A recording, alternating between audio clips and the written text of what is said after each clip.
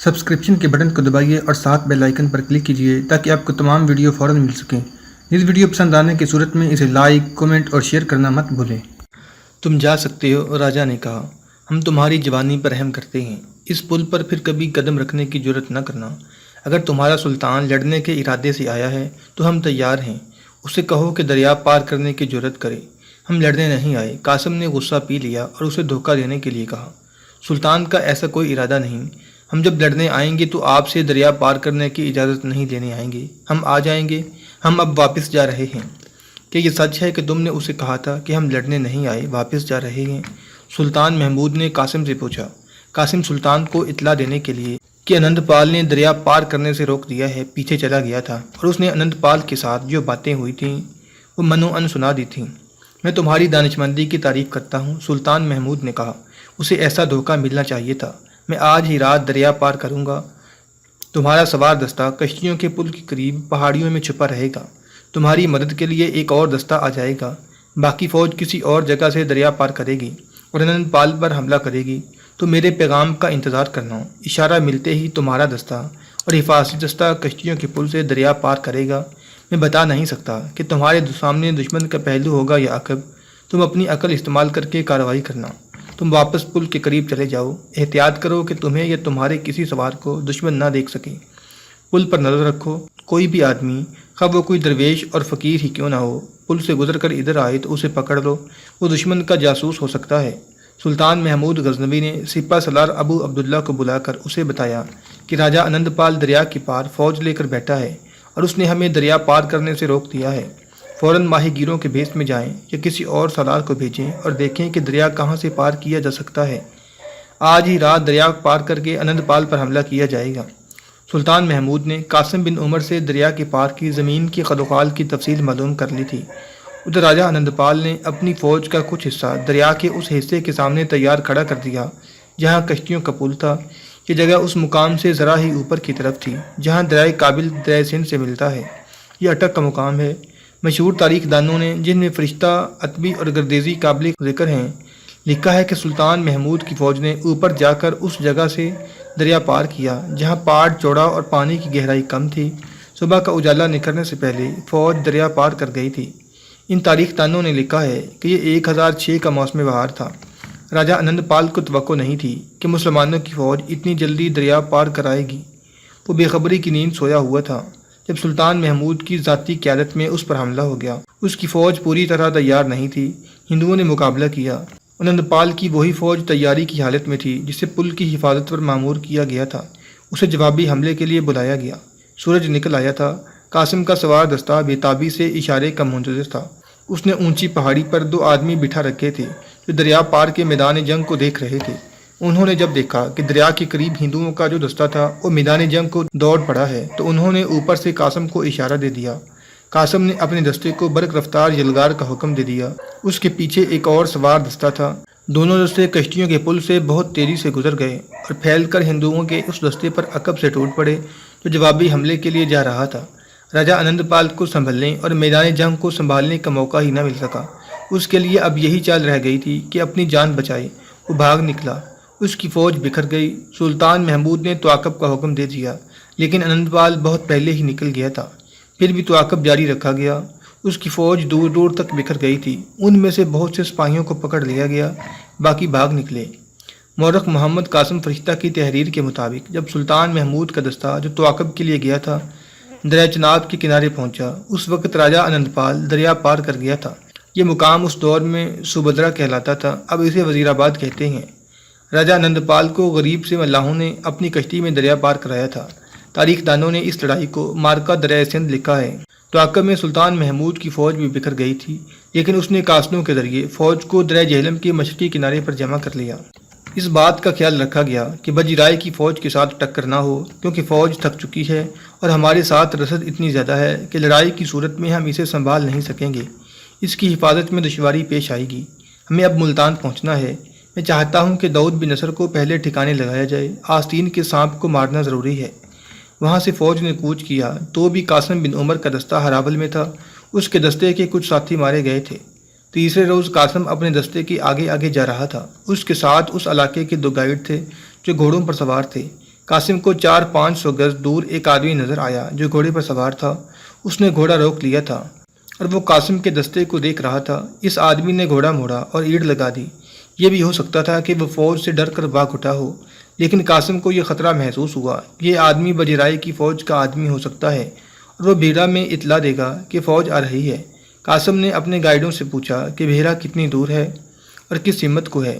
اسے سلطان محمود کی یہ ہدایت یاد تھی کہ بھیڑا کے دور سے گزرنا ہے۔ اپنے گائیڈوں کو اس نے یہی بتایا تھا۔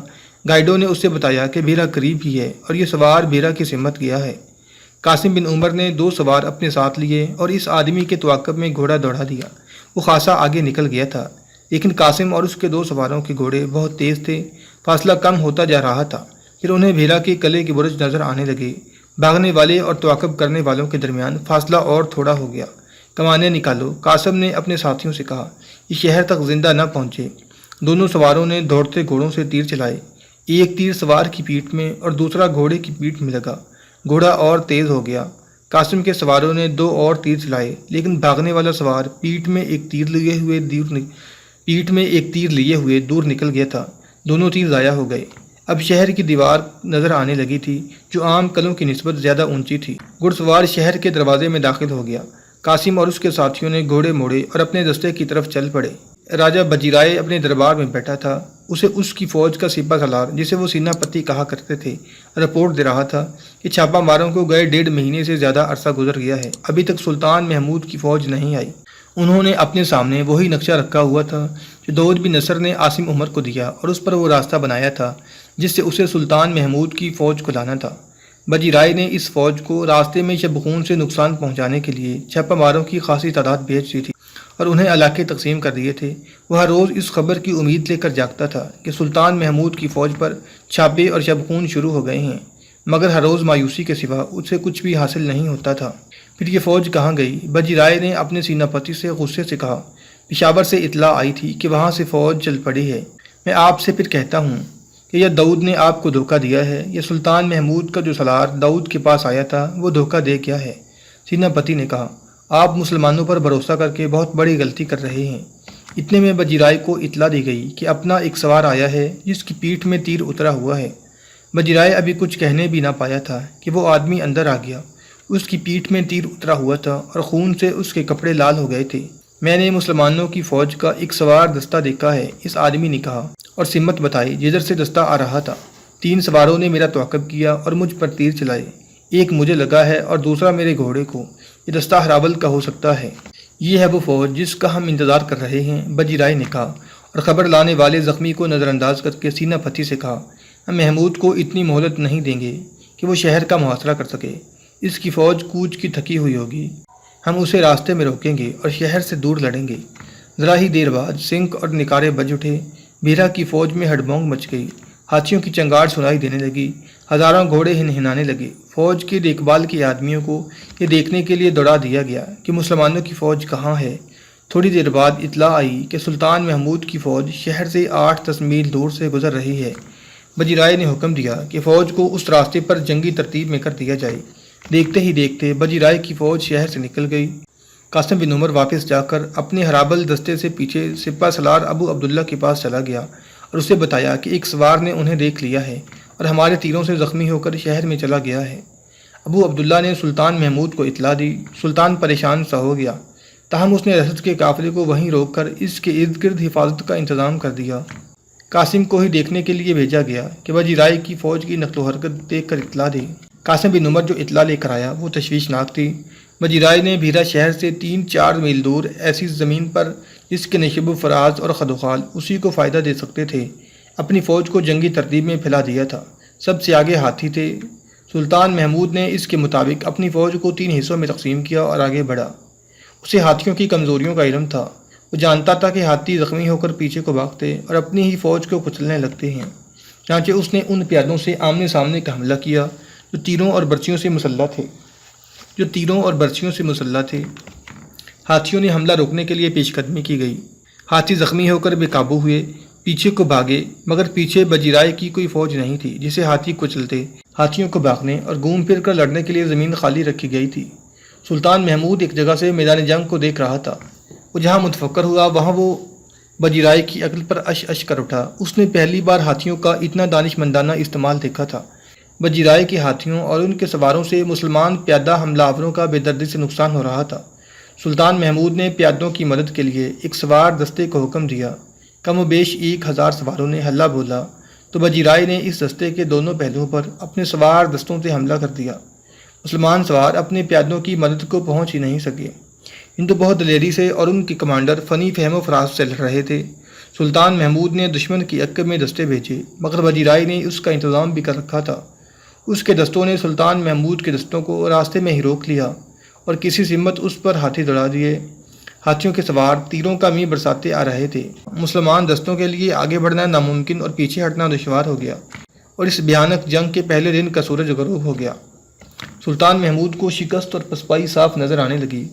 اس نے اپنے سپہ سالار ابو عبداللہ کو ساتھ لے کر اور دور کا چکر کاٹ کر بھیرا شہر کے قریب جا کر اندازہ لگایا کہ بجیرائے کی توجہ میدان جنگ سے ہٹانے کے لیے شہر پر یلغار کی جا سکتی ہے یا نہیں، لیکن شہر کے باہر بجیرائے نے تیر انداز مورچہ بند کر رکھے تھے۔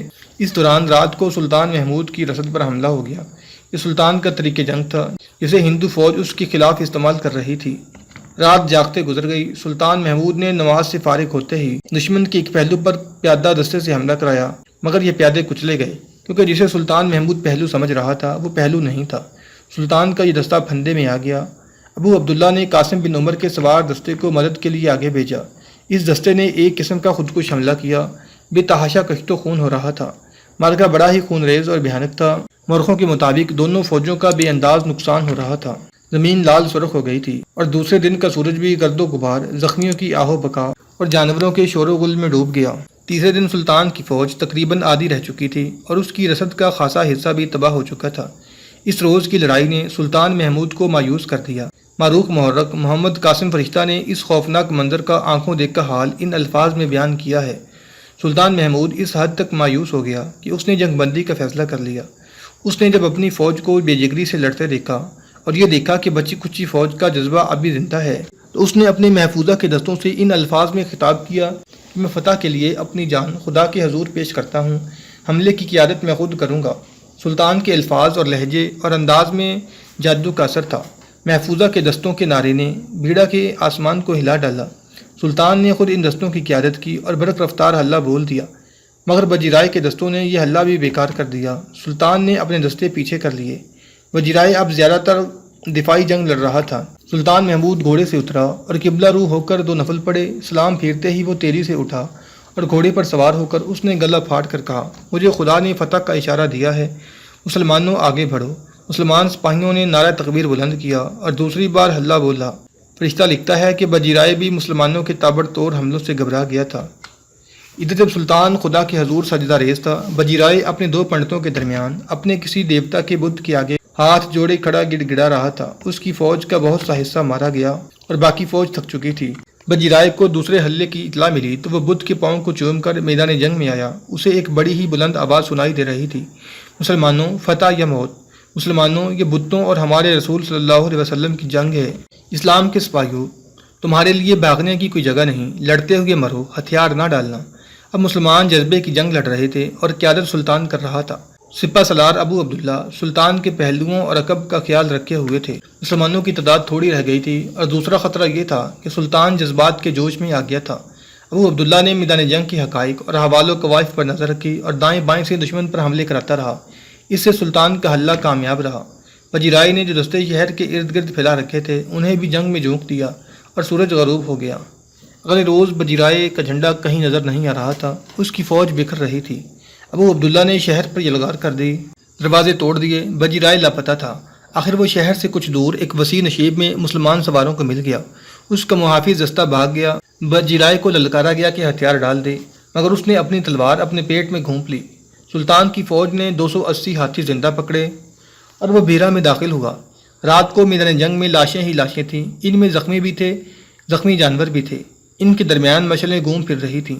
ایک جگہ قاسم بن عمر زخمی پڑا تھا اور اسے ایک نسوانی آواز سنائی دے رہی تھی، قاسم قاسم، زندہ ہو تو بولو۔ میرا کی وہ رات آج کی راتوں کی طرح پرسکون اور خاموش نہیں تھی۔ 975 سال پہلے بیرا کی اس رات کے چاند کا رنگ بھی لال تھا۔ اس چاند کے آگے محمود غزنوی کی فوج کے گھوڑوں اور پیادوں کی 3 دنوں اور راتوں کی اڑائی ہوئی گرد نے پردہ سا ڈال رکھا تھا، اور اس میں سے چھن چھن کر آتی چاندنی میں دور دور تک ہزاروں زخمی تڑپ رہے تھے اور ہزاروں لاشیں بکھری ہوئی تھیں۔ زخمیوں کی آہو بکا سے، زخمی گھوڑوں کی گرمناک اور بھیانک چیخوں جیسے ہنہناہٹ اور ہاتھیوں کی چنگاڑ سے رات کانپ رہی تھی۔ میلوں وسیع میدان میں جیسے لہو کا موسلادھار میںہ برس گیا تھا۔ آج وہاں خون کا نشان تک نہیں رہا۔ جن شہیدوں کو وہاں دفن کیا گیا تھا ان کی ہڈیاں کبھی کی بھیرا کی خاک میں مل گئی ہیں، اور اس خاک میں سے پاکستان کا خمیر اٹھا ہے۔ یہ سرزمین اللہ کے ان سپاہیوں کے لہو سے دھلی ہوئی ہے جو یہاں کے رہنے والے نہیں تھے، وہ بہت دور سے آئے تھے۔ وہ غزنی کی زمین کے سپوت تھے جنہوں نے بھیرا کی ان مسجدوں میں اذانیں دیں جنہیں ہندوؤں نے مسلمانوں کی دل آزاری کے لیے بت خانے اور استبل بنا رکھا تھا۔ انہوں نے محمد بن قاسم کے نعروں کو زندہ کیا تھا۔ زخمی مجاہدین کراہتے تھے تو یہی گمان ہوتا تھا کہ ان کے سینوں سے اللہ اکبر کے نعرے امڑ رہے ہوں، اور جب کسی زخمی مجاہد کے جسد خاکی سے روح نکلنے لگتی تھی تو وہ اپنے عزیزوں کا نہیں اللہ کا نام لیتا تھا۔ لا ریب وہ ایمان والے تھے، وہ جذبہ اسلام سے سرشار تھے۔ وہ تراشے ہوئے ان پتھروں کو ضرب کلیمی سے توڑنے آئے تھے جنہیں گنگا جمنا کے پجاریوں نے خدا بنا رکھا تھا۔ وہ اسلام کی ان بیٹیوں کی عصمت کی پاسبانی کے لیے آئے تھے جنہیں ہند کے راجاؤں اور رعایا نے اپنی لونڈیاں سمجھ رکھا تھا۔ 975 سال پہلے کی اس رات اسلام کی آبرو کے پاسبانوں کے جسموں سے لہو نکل گیا تھا۔ جو زندہ سلامت تھے وہ لاشوں کو اور زخمیوں کو مشعلوں کی روشنی میں پہچان اور اٹھا رہے تھے۔ دور دور تک پھیکی پھیکی بجھی بجھی چاندنی میں مشعلوں کے شعلے تیر رہے تھے۔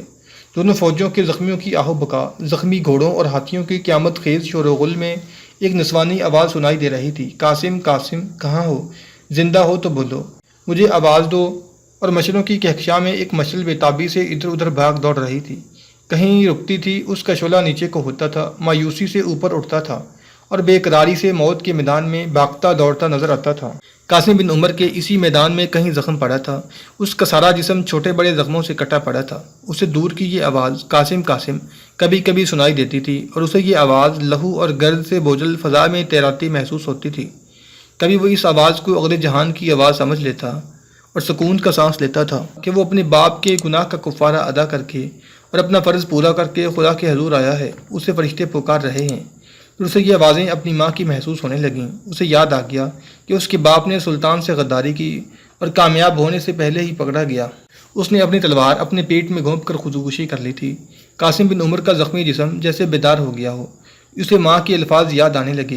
ماں نے اسے اس کے باپ کے پیٹ سے نکالی ہوئی تلوار دے کر کہا تھا، میں تمہارے سینے میں دشمن کی تلوار اتری ہوئی دیکھنا چاہتی ہوں، لیکن اس سے پہلے تم اس تلوار سے اپنے جیسے 100 دشمنوں کو کاٹو گے۔ قاسم بن عمر کو یہ بھی یاد آیا کہ اس نے یہ تلوار جس سے اس کے باپ نے خودکشی کی تھی اپنی ماں کی طرف پھینک کر کہا تھا، یہ تلوار مجھے نہ دو ماں، اس پر جو خون لگا ہوا ہے اس میں شراب کی ملاوٹ ہے، یہ تلوار ناپاک ہو چکی ہے۔ اور وہ جب اپنی فوج کے ساتھ پشاور کوچ کر کے آ رہا تھا تو ماں نے اس کے بازو کے ساتھ قرآن کی آیت کا تعویذ باندھ کر کہا تھا، الوداع میرے بیٹے، زندہ واپس آؤ گے تو ماں کو خوشی ہوگی، تمہاری لاش آئے گی تو ماں بہت زیادہ خوش ہوگی، لیکن میں فتح کی خبر سنوں۔ اسے یہ بھی یاد آیا کہ اس کی ماں نے اس کے سپہ سالار ابو عبداللہ سے کہا تھا کہ میں اپنے اس اکلوتے بیٹے کو خدا کی راہ میں قربان کر کے اس کے باپ کے گناہ کا کفارہ ادا کرنا چاہتی ہوں۔ قاسم بن عمر کے جسم سے خون نکلتا جا رہا تھا، وہ خون سے تر زمین پر نہیں شہادت کی گود میں پڑا تھا۔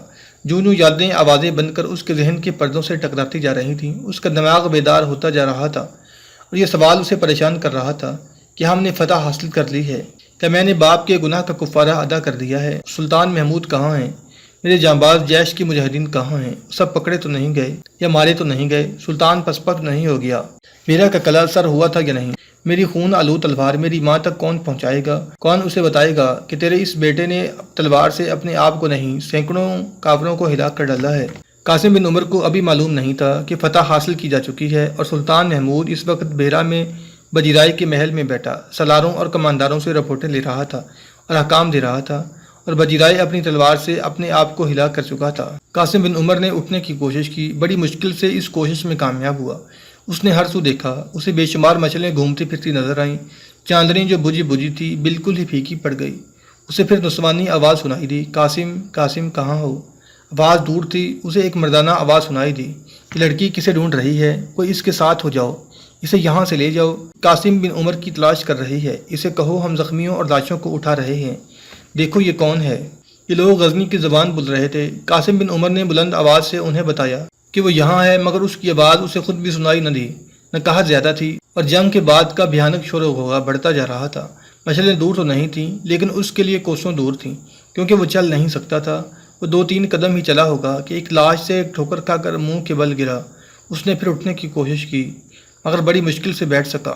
اسے سبکی کی طرح آواز سنائی دی، پانی۔ اس نے دیکھا کہ اس کے سامنے ایک زخمی پڑا تھا۔ اس نے آب نہیں پانی کہا تھا۔ قاسم سمجھ گیا کہ ہندوستانی سپاہی ہے۔ قاسم کی ماں ہندوستانی تھی، اس لیے وہ اس کی زبان سمجھتا تھا۔ اس ہندوستانی نے اس سے پانی مانگا تو قاسم بن عمر کو پیاس کا احساس ہونے لگا۔ اسے کچھ یاد نہیں تھا کہ اس نے کب پانی پیا تھا۔ اس کے ذہن پر ماں غالب تھی اور فتح۔ وہ ہراول میں رہا۔ اس کی جیش نے چھاپا مار لڑائی بھی لڑی۔ جب سلطان یہود غزنوی نے اپنی قیادت میں بجیرائے پر آخری حملہ کیا تو قاسم بن عمر اس حملے میں شامل تھا۔ وہ سلطان ہی کی طرح بھوک اور پیاس سے بے نیاز تھا۔ اس کی فوج ختم ہو رہی تھی اور پلہ ہندوستانیوں کا بھاری تھا۔ فتح دور ہٹتی جا رہی تھی۔